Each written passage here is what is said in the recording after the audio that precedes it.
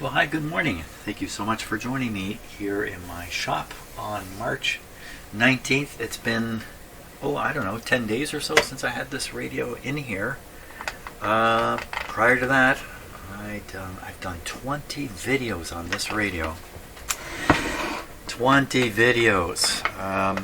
That's a lot. And it's still not working. At least part of it's not working. Well, so I'm going to do a little recap here, mostly to remind myself of where I am with it. And then we're going to get back to trying to solve what has gone wrong here with this radio. Okay, let me just tip it up. So I discovered you can stand this radio right on its speaker, like that. Fantastic. Okay, yeah, something's fantastic. Well, another thing that's fantastic about this radio, it seems like the broadcast band works perfectly fine. Well, I shouldn't say perfectly fine. Relative to the rest of the radio, it's working really quite good. Lots of volume coming out, seems quite sensitive. It's receiving stuff on broadcast. But on shortwave, the opposite is true. It's extremely weak, and I don't know why. So, been through lots of possibilities, none of which have panned out. So one thing about this radio is it arrived here with a defective IF transformer. And some of these parts you see here are sort of semi-temporarily installed there to provide a bypass past what I believe to be is an open coil here, open primary coil. But the primary coil open, no high voltage can get to this tube. With no high voltage, no signal can get past. So solving this has brought the broadcast band to life, and surprising to me, with quite a bit of volume, and seems to be, in the good enough range already. This problem cannot be part of what's happening with the shortwave. Shortwave trouble has to be very much in the front end of the radio. It's just all up in this area here. And exactly what could be going wrong, I don't know. I think I spent quite a bit of time chasing some smoke. In other words, a problem that really didn't exist. But I convinced myself that there was a problem. I got past that. But there is another problem. So the problem I'm talking about here that turned out to be smoke was a open primary coil. And common sense would say, there's two coils here. This coil has 3 terminals. Look, there's 3 terminals. And this coil down here, the little one, a little hard to see down here, that has 2 terminals. Look, there they are, 2 terminals.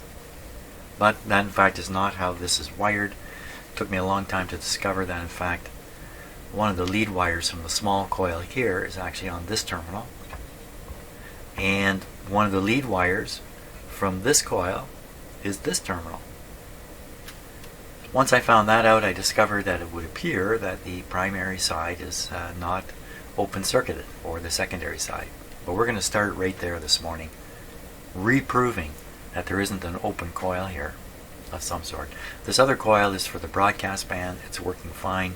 This is the wire bringing the antenna signal right from the antenna terminals on the back right up to the primary coil, which is the small one down here.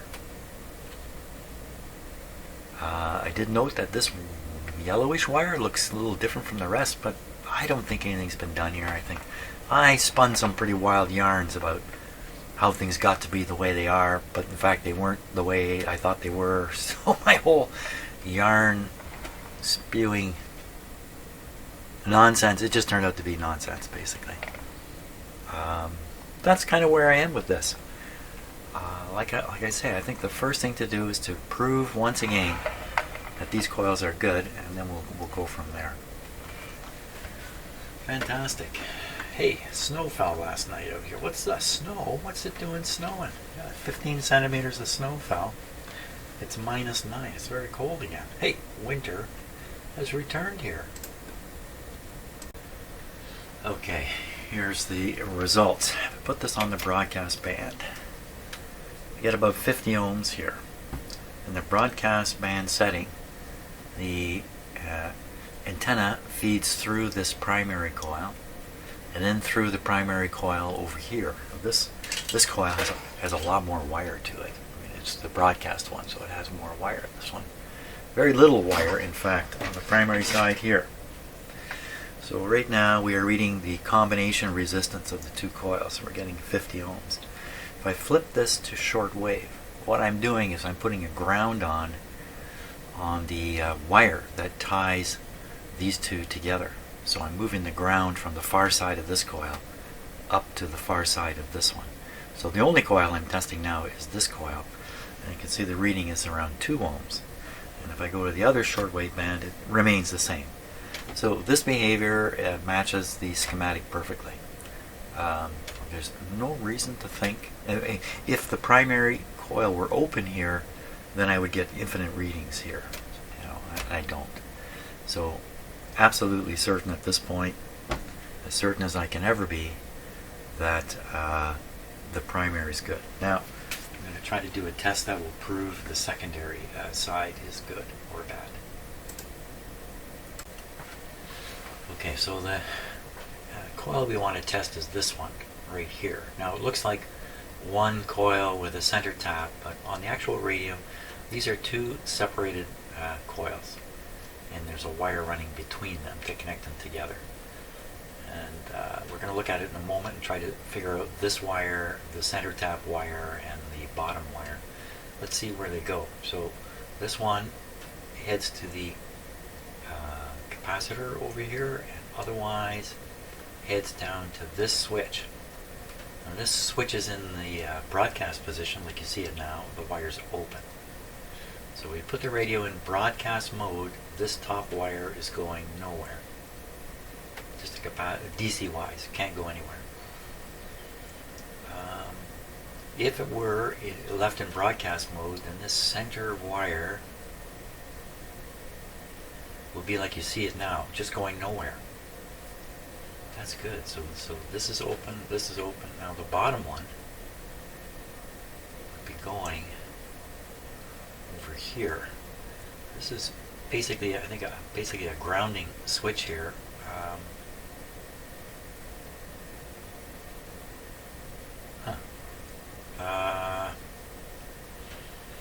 This is the rear. Which way does it rotate? Well, if it rotates this way, this contact will never reach anything. Rotates the other way, this contact will contact here. 2 snaps up. Okay, so this is rotating this way. So in the broadcast position, there is a ground applied to the bottom of the coil. If we switch it once, then it's just paying attention to the bottom of the coil.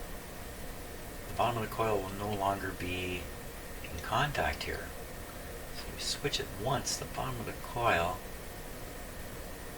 because it must be dependent on just this upper part. So it just open circuited. So if we go to the next band, it looks like the coil's being connected back over this way. But we go to the middle band, this is open, but in the middle band, this is now grounded. So we're just moving the ground from here to here. Okay, so move the ground from here to here. So I just get my probe on and watch for ground coming and going on the wires. I'm trying to sort out which wire's which, since they did not provide a diagram of the coils. Some schematics they do. This would be easy to do. Okay, let's look at the coil closely and see what we got.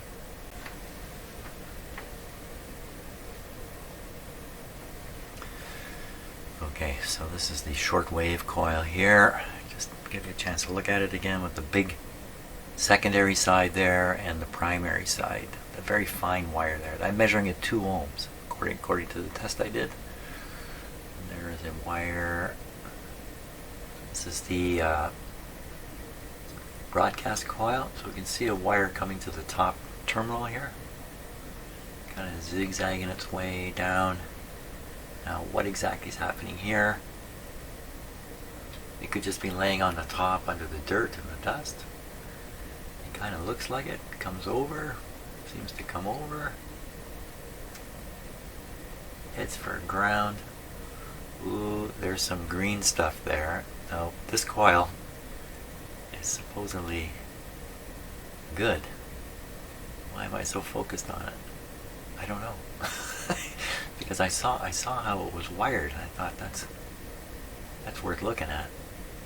Well, that green right there at the tip of my finger is copper corrosion, and it certainly looks like those wires go to ground. But I'm really looking at the wrong coil here, because this is really the one I'm interested in.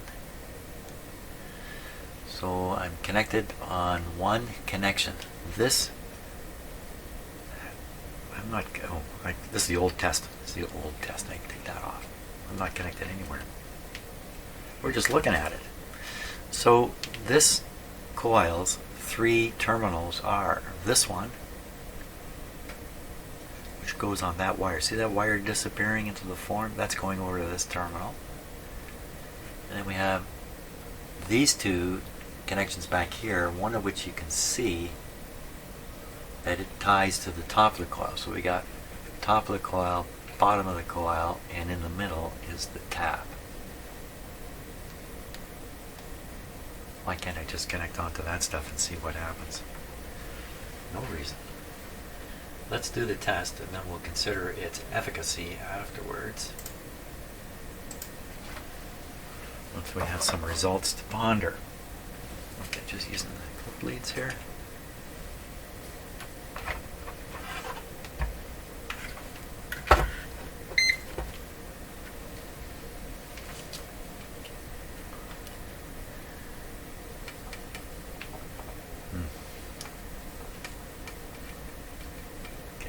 Careful taking this measurement. What's the lowest we got there? Around 1. Ooh, that's bad. Look at it jumping around. Okay, let's try what we can here. So we're going to go on the center tap. And we're going to test to 1 terminal from the center tap. Okay, and it's conducting. Go over to the other terminal. The center tap, and it's conducting. So this 1 ohm in one direction, which we know it's kind of a 0, isn't it? It's not closer to 0 then, because my meter's not acting up, and roughly the same resistance in both directions. Pretty wonky test here. Let me just try it. We're straight with the leads. Let's get rid of the clip leads. Sometimes they help, sometimes they don't. Especially on very low resistance readings. Okay, we're getting to 0, 0.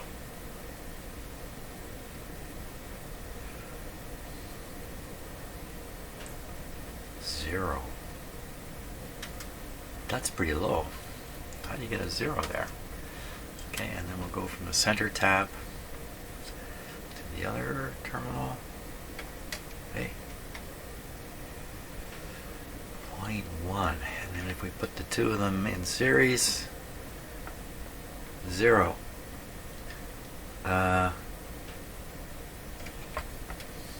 It's possible there's a ground on the center tap and a ground on one end based on this switch. So we put it into broadcast mode. Take these readings again. So across the entire coil, 0. We're in broadcast mode. It's maybe sticking grounds everywhere. Oh, no, wrong terminal, Jim. 0. So broadcast mode, bunch of zeros. So we'll go to the shortwave mode.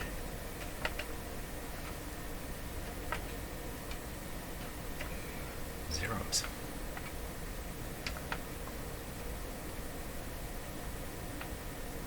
That seemed a little low. 0.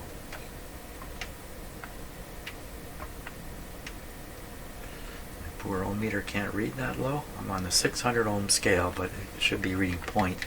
It does 1 decimal point anyway. So reading the entire coil is this. 0.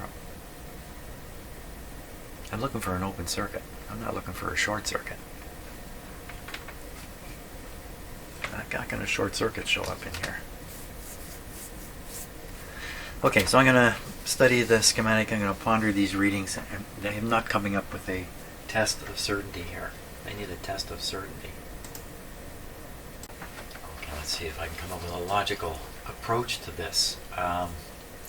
So I've got a clip lead connected here to my ohmmeter, and the other terminal of my ohmmeter is attached to ground. So I'm looking to see, is this grounded? And what I'm getting right now on my meter is an indication that it is grounded. Now, how can that be? So if we go back, if the voltmeter is actually ohmmeter working back through here, it could find a ground here if this were shorted. But I've tested this, fooled with this is not shorted. This is a trimmer capacitor, it's not shorted. Can't find a ground that way. The other way would be to head down here. And you could find a ground. This is in broadcast mode, and there's a ground right here. So we'd be measuring the resistance of this part of the coil. So we expect 0 in, and then if you flip this to shortwave, a ground is first applied here.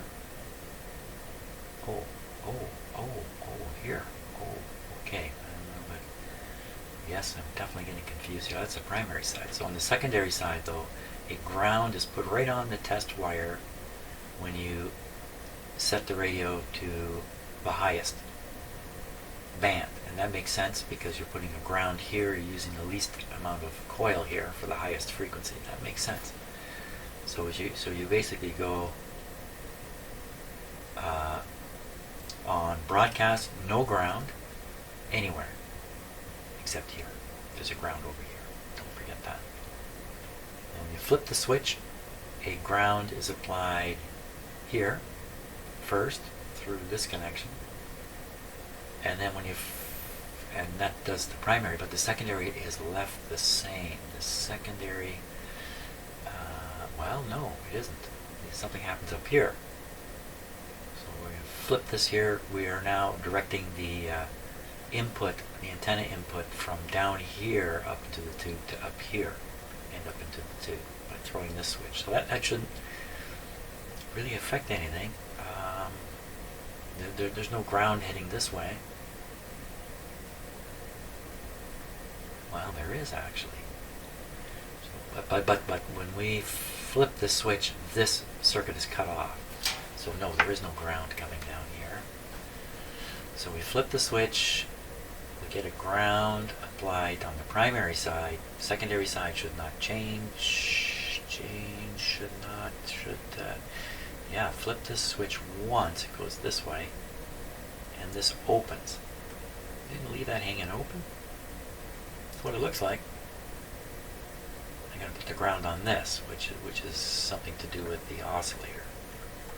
So, but here, so the result of this is, if I have an ohmmeter attached from here to the chassis in broadcast mode, I will be reading through this coil to this ground over here. So you get the entire coil reading. And then as I flip the switch onto shortwave,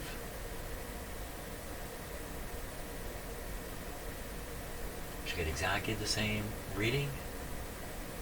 No, the ground comes off here. The ground comes off here. So if we unground this, well, that doesn't make sense. Wouldn't have to stay grounded all the time. I got the switch going backwards? I don't think so.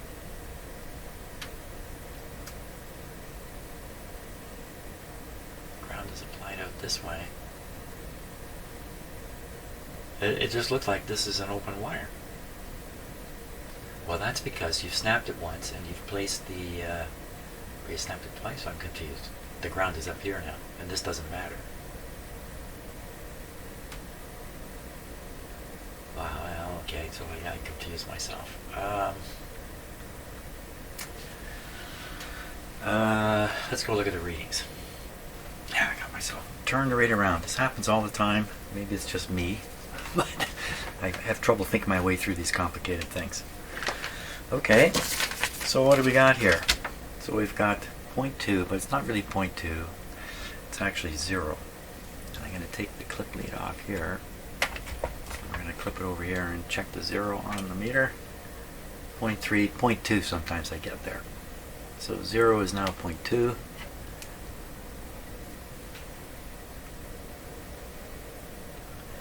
So that looks like a 0 to me. And I put this on, it's on broadcast. If I change bands, see, now to me that's suspicious. Nothing happens on this meter reading.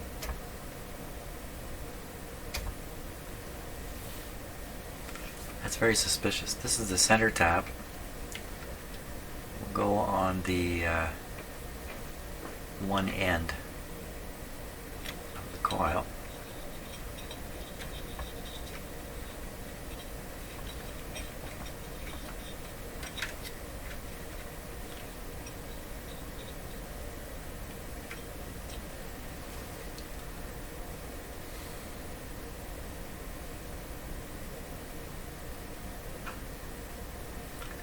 Pretty odd what's happening there, right?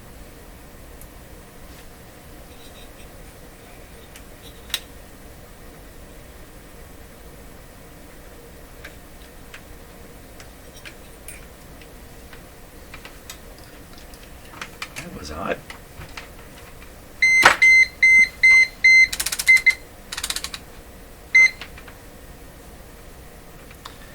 Okay, let me test the meter. Okay, leads are 0. To the chassis, we have a 0 now. That's good. To the center tap,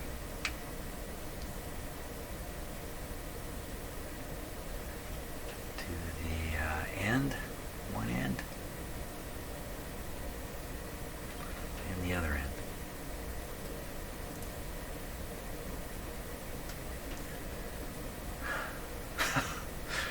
Zero everywhere. Is that 0? Yeah. No, maybe not. These low resistance readings are difficult.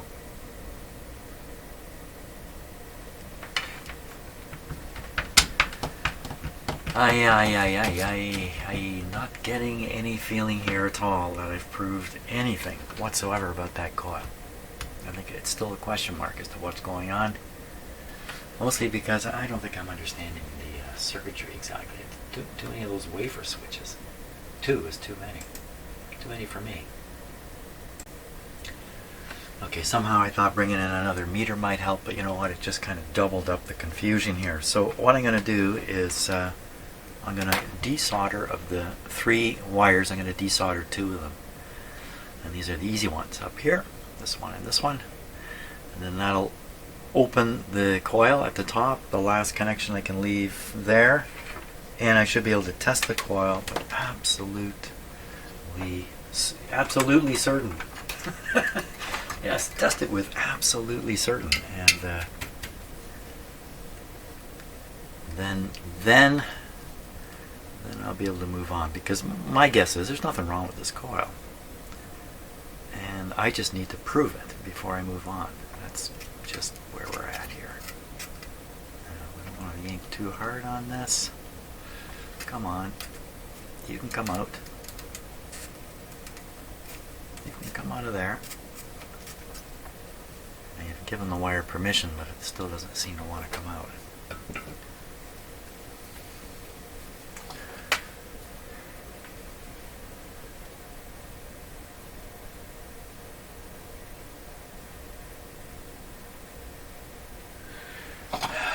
So I'm a little worried about muscling this out of here, because you know, maybe I'm introducing a problem right now.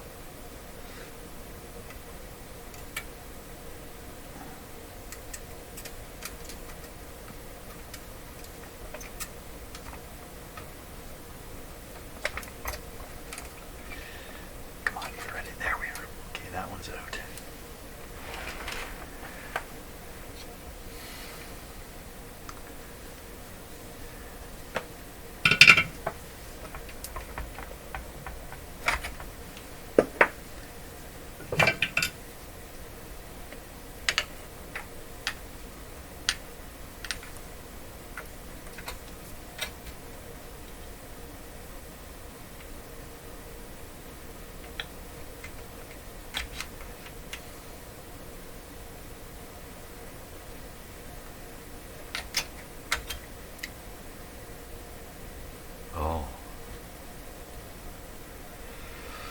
Well, this is why I avoid doing these things. The entire terminal came out. That could be the problem. I could be right on top of the problem now. In that the connection here was bad, perhaps. But now what? Now I've got a situation that's not. Yeah, right. Well, my meter's beeping away at me here. They're laughing at me. Is what they're doing. They're saying, "Aha! You see, you tried to avoid that all this time. Finally, you say you got to do something. You do it, and now you're in a bit of a jackpot. Now, maybe this amounts to nothing. I just solder that back, and everything's great. But what's happened is the terminal has come out here, and the wire connection to it is, well, it's probably right there.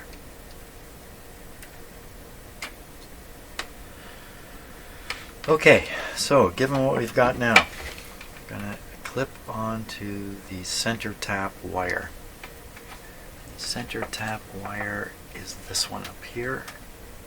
How do I know I'm getting on the wire? Well, I'm getting on the solder on the end of the wire, so I'm pretty sure that would be connected.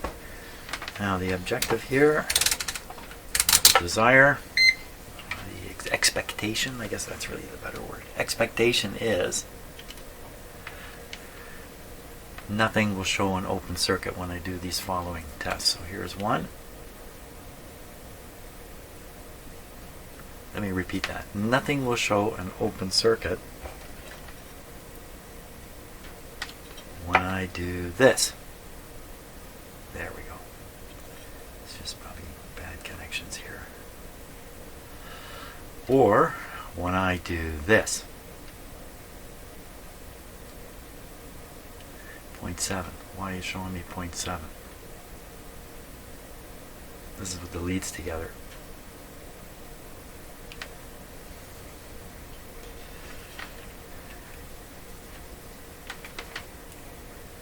So I get a 0 down here. Darn clip leads. Making these low resistance measurements is very tricky stuff. That's supposed to be a 0. That's a 0.9. Well, so what does that show? That shows there's conductivity through the coil. Now let's do the whole coil. That was on the center tap. We'll do the whole coil. Okay, so I'm on the upper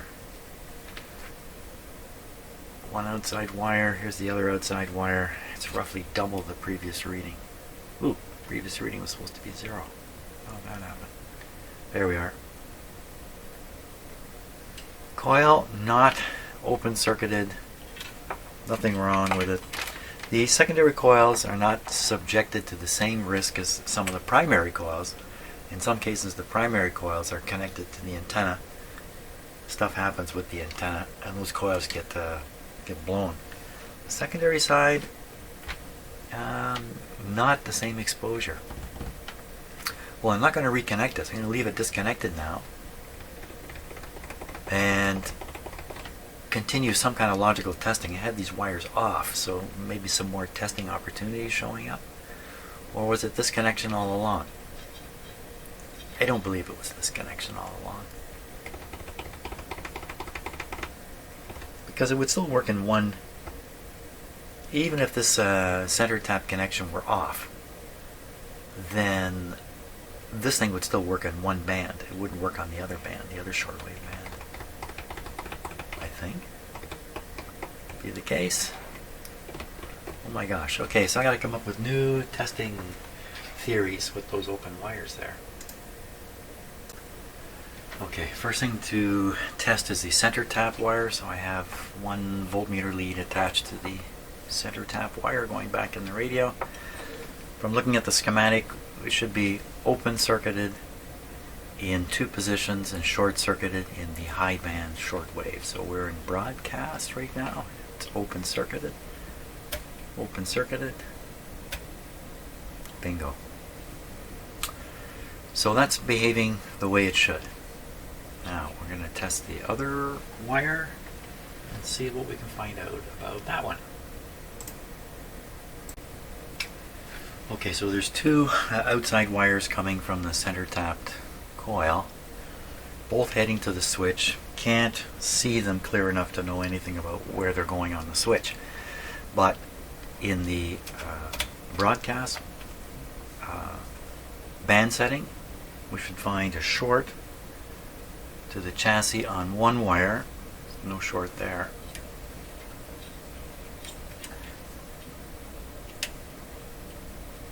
Ooh, did I not get this right? Yeah, wrong wire. This is the wire here. Okay, so that's the short. Bad connection again. It definitely occasionally gets right down close to zero, so we're going to call that a short. Clip it this way. There we are. Okay, so that's the one that is shorted in this position, and then it should unshort, shouldn't it? Unshort, is that a word? What happened here?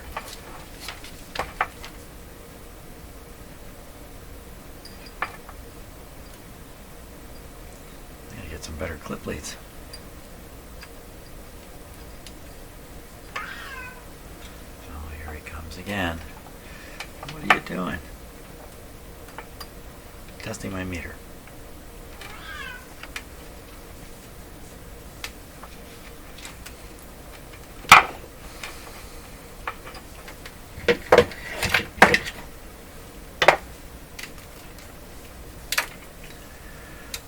Come on, clip leads.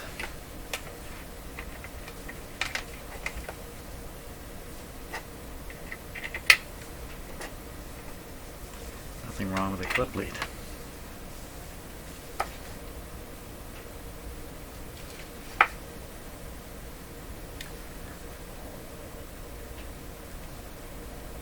Now it's all settled down.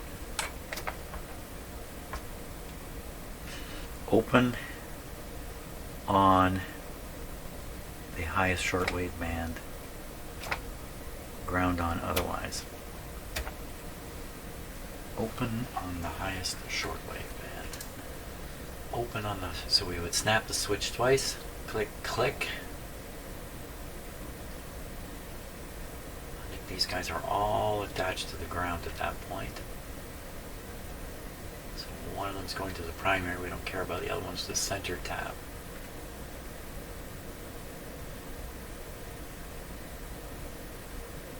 So I'm trying to decide, am I measuring this wire or am I measuring this wire to ground? Down here, this wire gets a ground in broadcast mode. Gets a ground in broadcast mode. And that's what we see. I'm looking at the meter here, it's 0. And the ground is lifted as soon as I snap it once. That did not happen.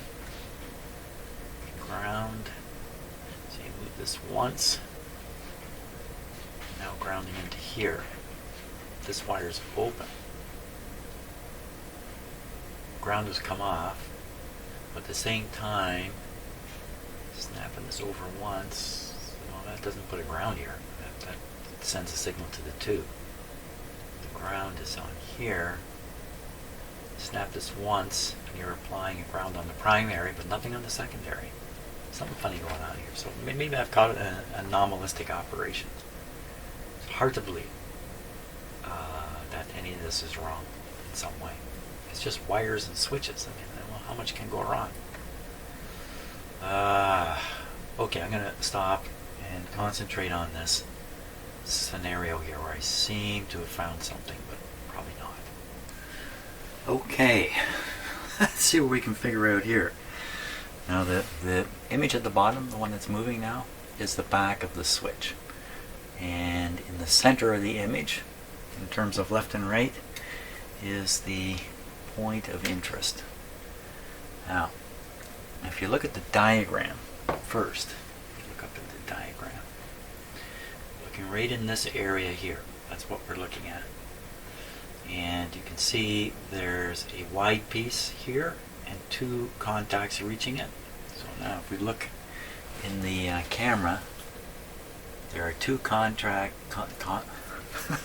two contacts reaching the switch. I'll just move it here a little bit so you can see the wide tang. Notice which way the switch rotates here. Assuming the diagram is drawn in the way you see it, which is the way we're looking at it, then you can see that in these two positions, those two tangs are connected. In this position, the lower one goes open.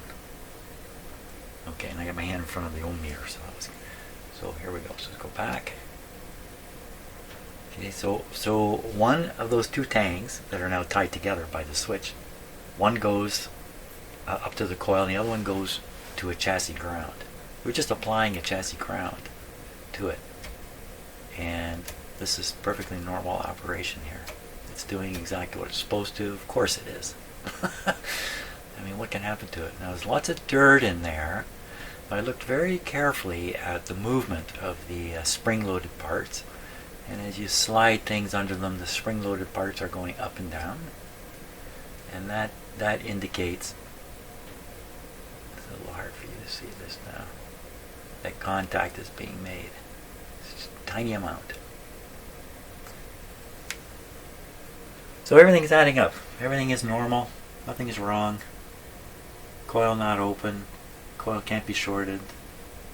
No accidental grounds in places where they shouldn't be. Everything is normal here. There's no reason for this radio not to work. There's no reason for this radio not to work, for crying out loud. Okay, I think I want to operate the radio once again. So I have the antenna connected. I'm going to throw on the power here. Really at my wit's end with this. I had more wit, but it's in another room right now. So, okay, volume down. Go on the broadcast band. Here it comes. Okay, we're going to give it the full Monty. Broadcast band. Doing its thing.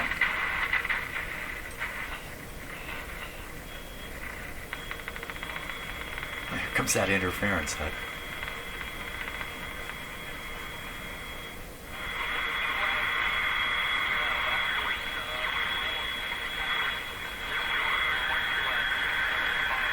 Broadcast band. Not too much volume. Good. Shortwave band. Pretty quiet. Volume up. Volume up.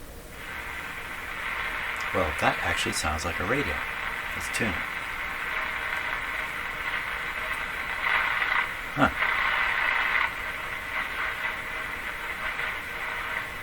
Well. Okay, we'll fool around with the ground here. Attach the ground.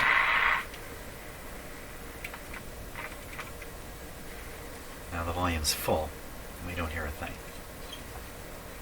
Okay, let's turn the volume down. We're going to feed in through this capacitor that's inside because I have the link open. Let's force it through the capacitor. Let's go in here.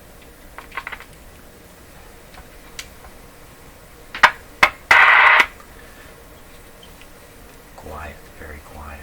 So we give it a big, strong signal. The best way is just to open this wire. Leave the ground off. That's probably the strongest. Even though it's interference, it's still something. Something's happening in this radio.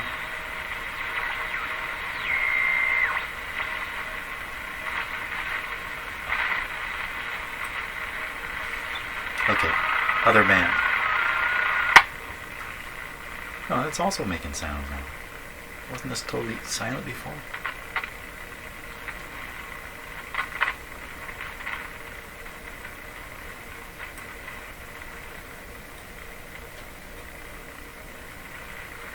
Picking a thing up though.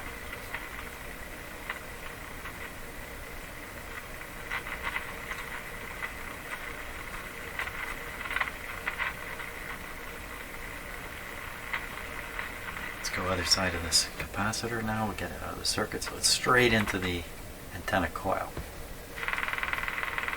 That's interesting. Did that ticking just appear?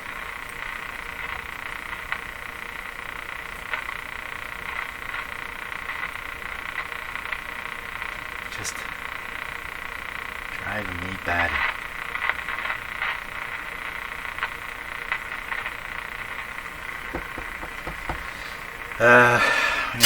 I'm gonna feed it with a signal generator and see what happens.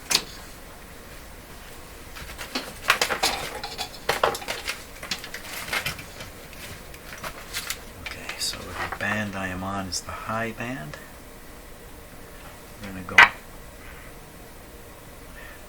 go on the. That's interesting. Sounds like an antenna. It's not. Okay, and the frequency we need to be operating at here, that's certainly not where it is. We need to be up around 15. Up around 15.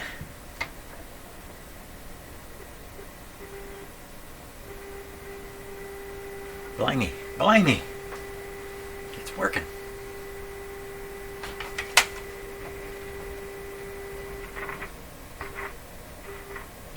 Chasing smoke all this time? No, but the volume is right up, full. That's full volume. And that's no volume. We're putting in a fairly strong signal. This should just be blasting out of the speaker. So there's definitely a weakness. Oh my gosh. But for sure, if I flip this to AM, well, right now it might not do much because it has a signal generator connected, but this volume level would be blasting in the room here. So there definitely remains a huge difference between the two. But the receiver seems to be receiving on shortwave. It's just not receiving with any strength. I haven't gotten anywhere. I did not get anywhere. Well, I'm going to stop today. This is a bit of a refresher for me on this radio. Tomorrow, we'll beat the heck out of it. We'll beat it into submission until it begs. It begs me to leave it alone. That's my plan for tomorrow. At the moment, I'm the one who's been beat into submission. So, thanks a lot for watching. I aim to get this radio operating. See ya.